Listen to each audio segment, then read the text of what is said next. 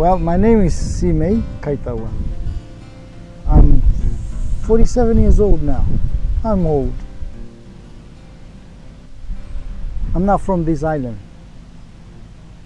I came here back in 1999. I'm from the capital, Tarawa.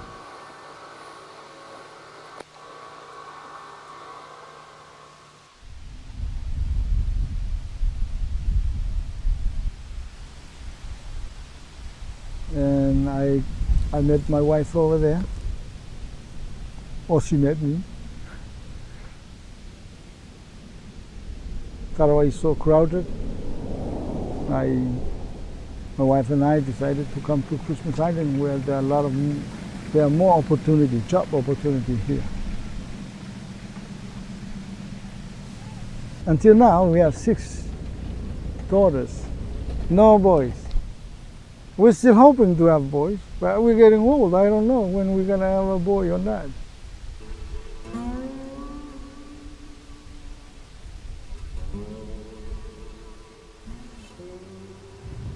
When we first came here, back in 1999, until now, we are still having that problem, the shortage of food. No food, you know. We always run out of food, especially rice, flour, and sugar. We are more dependently on this food.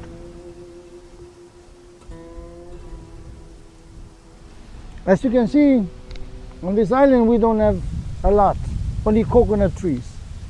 That's all we can eat, and fish.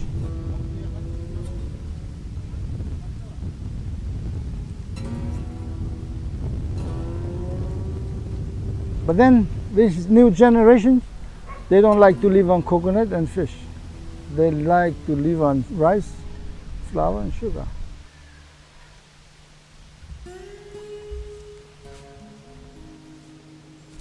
Most time we run out of food.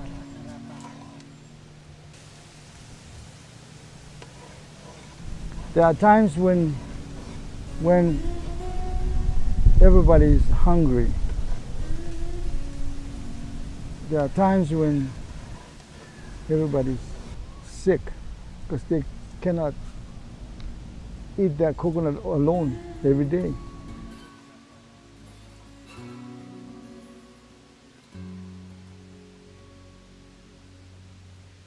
You know, when I first came here, this is the fact. I always see tuna fish around this area. You know, just by standing on the shore, on the beach, you can see tuna jumping out of the water. You can still see a lot of birds after the tuna. I haven't seen that for 5 years. You know what happened? You know, there's a ship over there. That's a fishing vessel. That's the cause of why I haven't seen tuna around here anymore. If you want to eat tuna, you have to go very far away to catch them.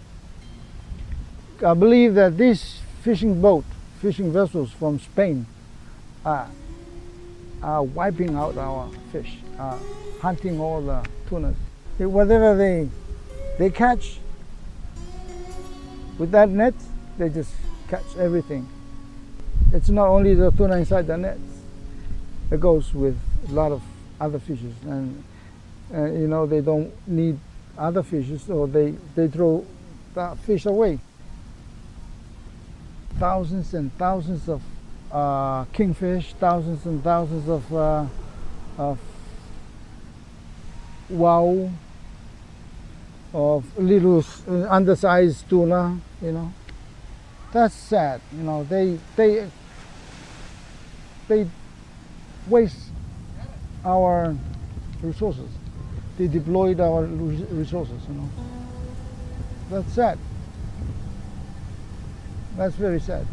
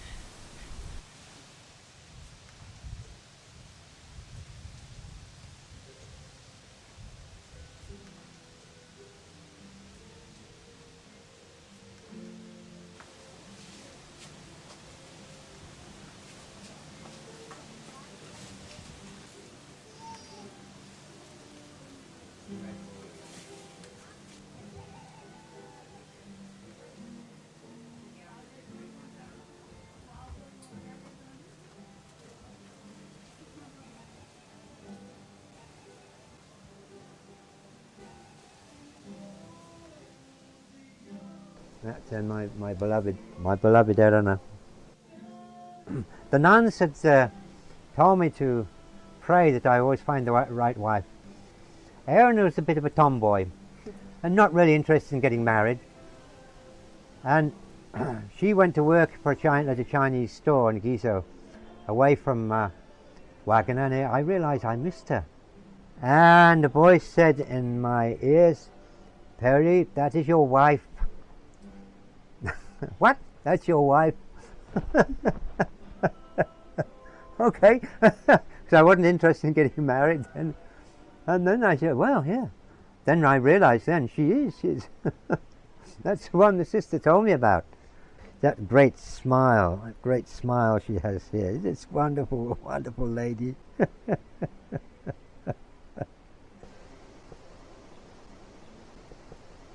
Oh, it's an almanac. It's a Gribas almanac, eaten by worms, which gives details of weather, navigation details also. See, these are cloud conditions here. I've seen all these different clouds when being at sea. A number of them I haven't seen before. But over the centuries they've recorded all these things. This is where we are, right on the tip of this peninsula here. We just come from about here. So it's, it's quite a long island here. And the main task, this is the Royal Engineers Tarseal Road there. It goes all the way down to the end of the island. If you leave the main road, you get lost in this area here. Those are all the lagoons. These are the lagoons on the inner roads. Just all hundreds of lagoons. And the island is not sinking. The sea levels are not rising. That is a farce. It's not true. They're not rising. We know they're not rising. You see that lagoon here? That's all dry land now. That's all dry land. Used to be a lagoon. We used to catch mullet in there. Now it's all these are dry land here. So if anything, the area of the island is increasing every year. We don't know how much, but it is increasing. Yeah? Why do people say it's sinking? Why do you think? Politically, it's the right thing to say. We can get a little bit more aid money.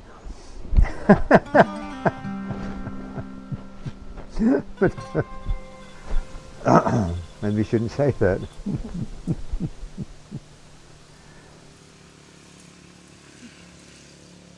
But in the western and central Pacific, there's been a sea level rise. But Christmas Island, there's no really good solid data. At one point, the sea level actually dropped here. So the sea level rise and fall here is really dependent on the El Nino. It's called the southern oscillation. Like Perry said, in the islands seem to be accreting now. So sand is continually being produced on the reef by animals that graze on the corals and so forth, That sand's deposited on the beach. In these atolls, sand is very rarely lost completely to the ocean. Okay, it moves around depending on the currents and so forth. So what may be eroding in one area may be building up in another. So often a lot of the studies and the interpretations of sea level rise and erosion and so forth, I think are a little bit far-fetched, because they often measure places which are eroding because they fit the picture that they want to convey that the islands are slowly disappearing, when in fact they don't measure the areas that are accreting, that are building up. A lot of the rhetoric and the hype along with global warming, I think is geared toward islanders looking for funding, looking for funding for adaptation for the future. This is a long-term project we're talking about. It's not an immediate threat. One of the problems is that we haven't been measuring sea level long enough to determine trends, and a lot of these trends may be very long-term trends. For example, sea level on the island here was about a meter higher than it is now 5,000 years ago. That's why we have a lot of exposed coral. That's been the case everywhere in the world. That's 5,000 years. That's long before the Industrial Revolution and greenhouse gases got loose in the atmosphere and created global warming. So that's a natural sort of cycle, right? And then there's always the, the uplift and the downwelling of oceanic islands as they move across the Pacific and any oceans really on these suboceanic plates. It's a good idea, I think, to adapt to it. Adapting to climate change and sea level rise here is really difficult in these islands. Where do you go? I mean, the islands are all about 6 or 8 feet above sea level, and you can't go to high ground. I mean, the only high ground is the top of the coconut trees. So it's tough to get away. Kiribati does have the KAP, it's the Kiribati Adaptation Project, and it's based out of Tarawa, and it's very well funded, and they're trying to come up with first off, sea level rise scenarios that really will affect the island. And then they're trying to come up with ways to prepare for it. One of the things that they're doing is looking at water conservation. Right now we depend on water lenses, which are below the surface now. The fresh water table sits atop the seawater table, and we draw fresh water off of that through wells, But if sea level rises, those freshwater lenses might get inundated with seawater, in which case it would essentially pollute the fresh water supplies that we rely on.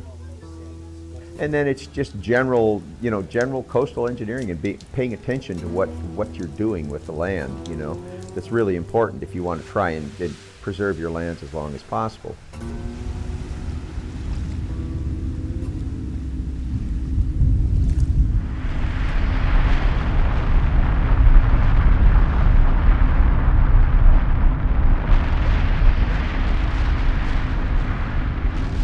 They basically created a camp of 5,000 servicemen here, and it was down in main camp, which is about 15 miles up the road from where we're sitting right now. And there's still a lot of remnants of that left over.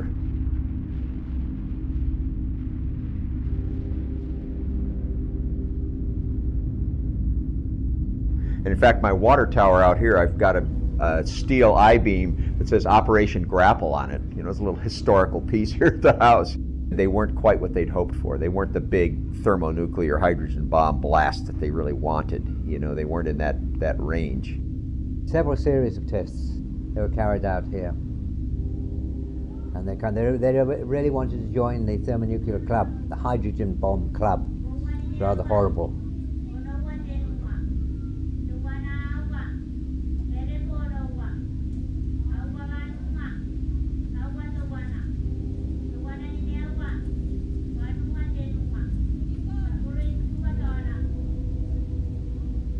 When they first did their testing, he's still on the island, and he was still sitting in his house, and the doors were ripped off, and the windows,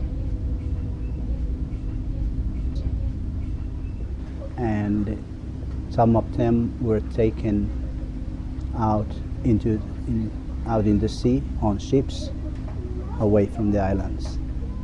It was with those people who stayed on the island.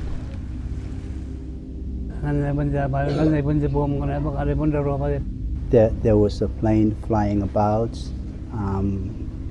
communicating back to them through the speakers, and they kept listening.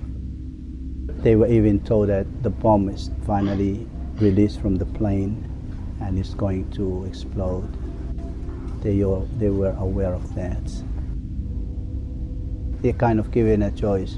During that time, they were given things to cover their ears and eyes with, and especially those big families, they go on ships because they find it hard to put on those things at one time.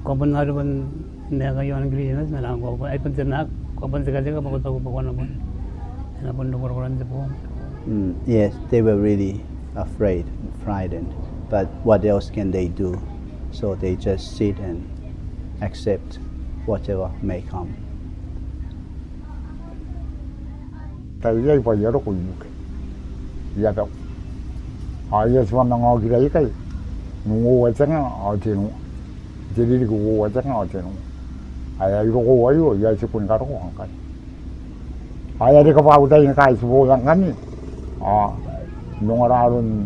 ada yuring kan kita ya ada.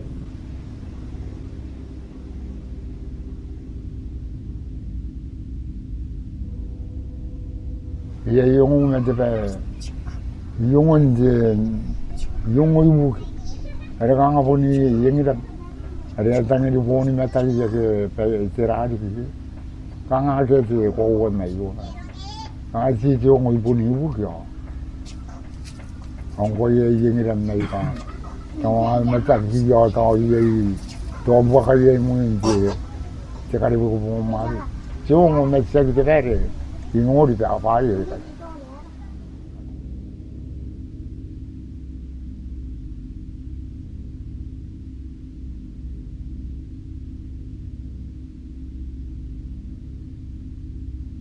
Not to badmouth the British, but the Ministry of Defense in Britain basically stonewalled any kind of queries, any kind of information, any kind of anything about the nuclear testing here and also in Maralinga.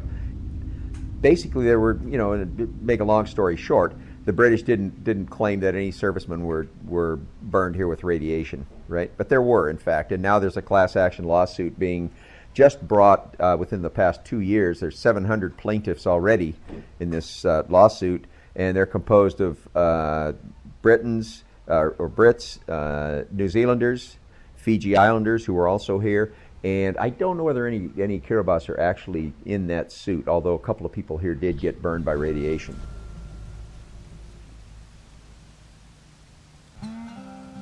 Some children during that time got their eyes problems.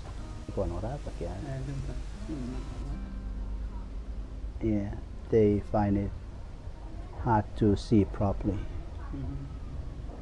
Did British government help them out afterwards? Tao te kan ngira ni min na nakapakapuman.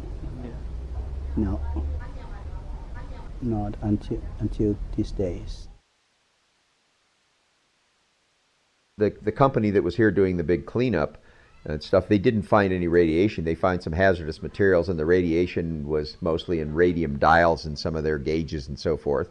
So there wasn't really any radiation, and one of the directors of that program, or managers, told me that they checked a couple of times with Geiger counters or whatever for radiation around here and found nothing.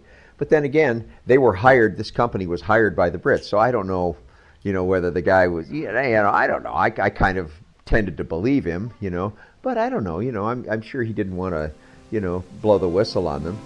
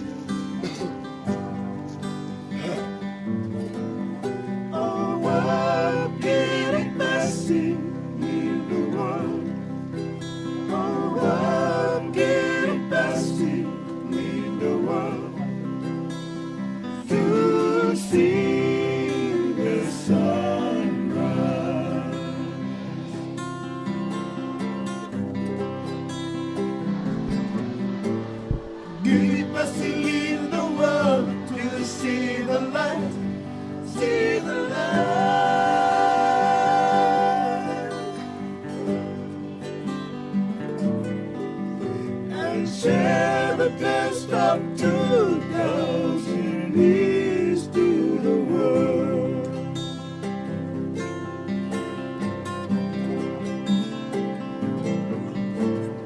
Keep us to lead the world to see the light, see the light.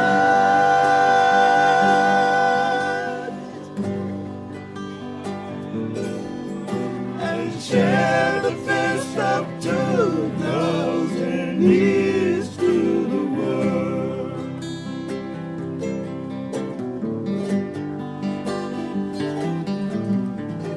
Greetings and peace is news to the world from veracity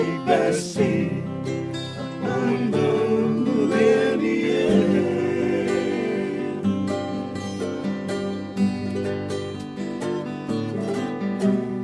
Greetings and peace is news to the world.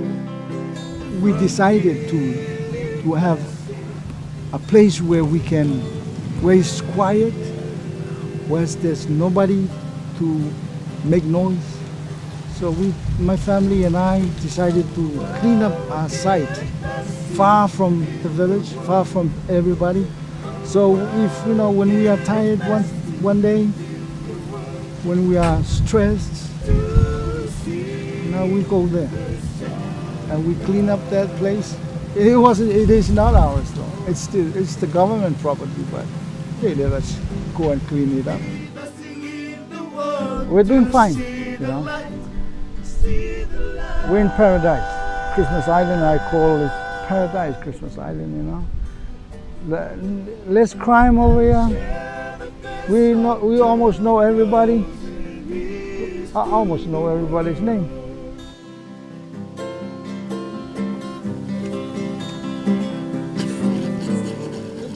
Best to leave the world to see the light, see the light,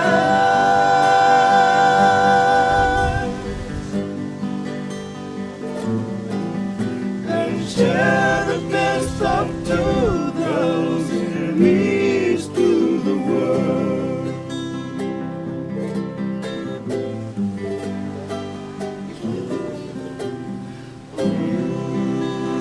Welcome back again. We danced the greatest one. All the thing now viewers in the first nation. See these boxes tonight.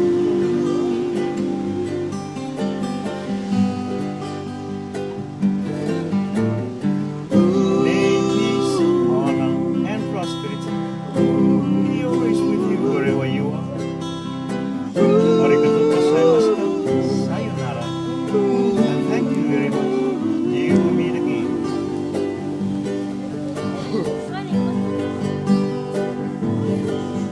Oh, world, veracity, here we are. Oh, world, veracity, here we are.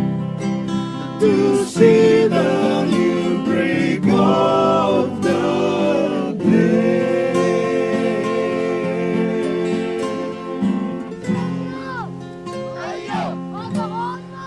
The